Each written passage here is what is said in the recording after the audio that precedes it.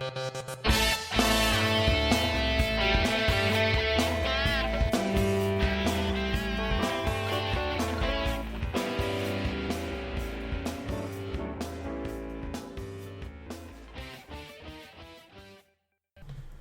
to TLG Radio, Transformative Leadership Group's Snippet Radio Station.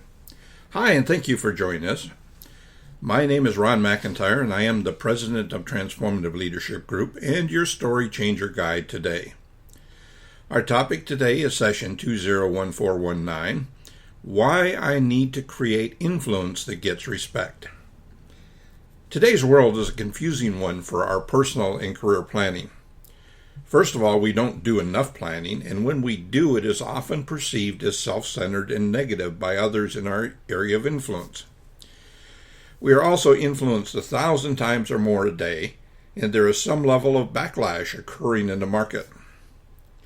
Advertisers attempt to convince us to buy products or services daily in print, on TV, radio, and internet.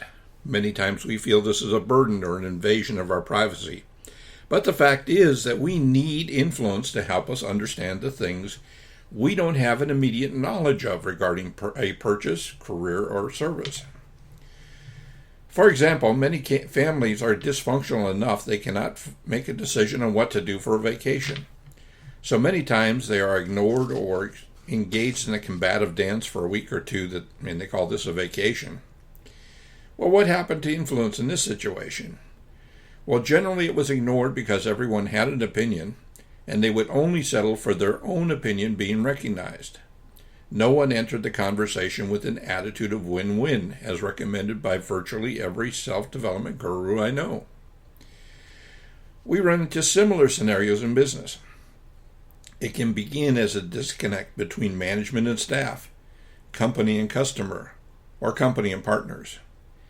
Any of these has been known to destroy collaboration, minimize the effectiveness of a team, or cause a company to implode and go out of business. Again, this situation is usually created by a lack of an attitude of win-win. A win-win attitude is not a nice-to-have factor. It's much more than that.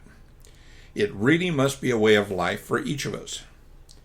In today's hyper-connected behavior tracking society, trust has been diminishing rapidly, and part of this has been due to a negative view of influence and persuasion. People ask me why it's so tough to trust people today, and I often respond back, why is it so hard to keep commitments and promises? Not keeping commitments will definitely affect a person's perception of influence in their lives by that product, brand, or management team. As a brand, your company is a promise factory that makes commitments to employees, customers, and partners on a daily basis.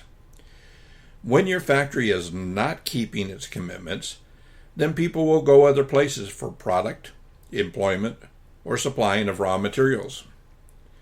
A friend of mine, Rob Peters, owner of Standard of Trust, has been talking about the subject of relationship capital since 2008.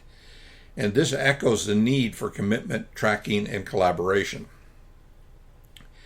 There's an abundance of data today that indicates that increasing commitments and developing a win-win attitude can increase sales and profits. There's also evidence that doing the same thing personally will deepen the relationships within family and social groups. Dale Carnegie may have said it best. You can make more friends in 2 months by becoming interested in other people than you can in 2 years by trying to get other people interested in you. Guess what? Being interested in someone else creates a sphere of influence at a number of levels, emotionally, physically, and verbally, when successfully embraced. The ability to communicate and influence is a critical one for the success of any person, regardless of role. Henry Ford once said, if there is any one secret of success, it lies in the ability to get the other person's point of view and see things from his angle as well as from your own. Sounds like influence.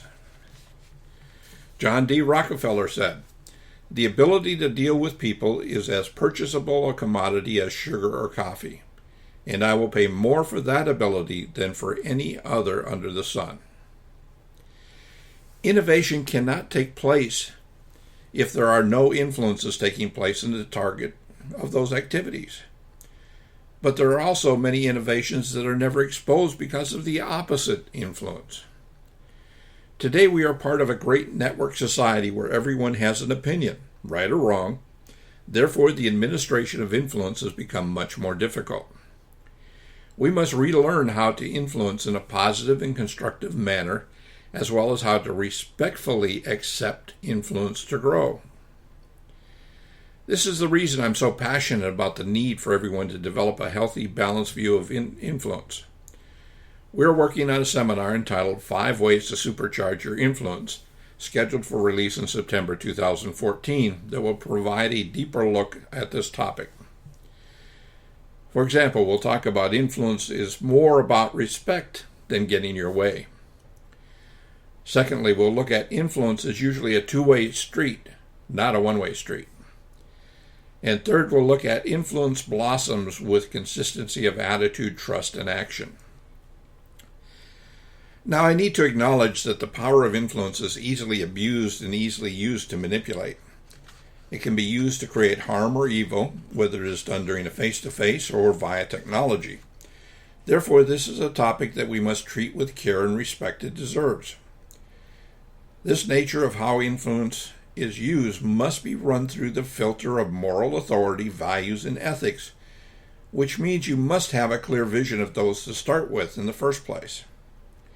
In reality, it is the responsibility of every individual to wield the power of influence in an ethical fashion and to guard against abuse and evil. The ability to influence the behavior of another person has been a vital part of human culture since the beginning of time.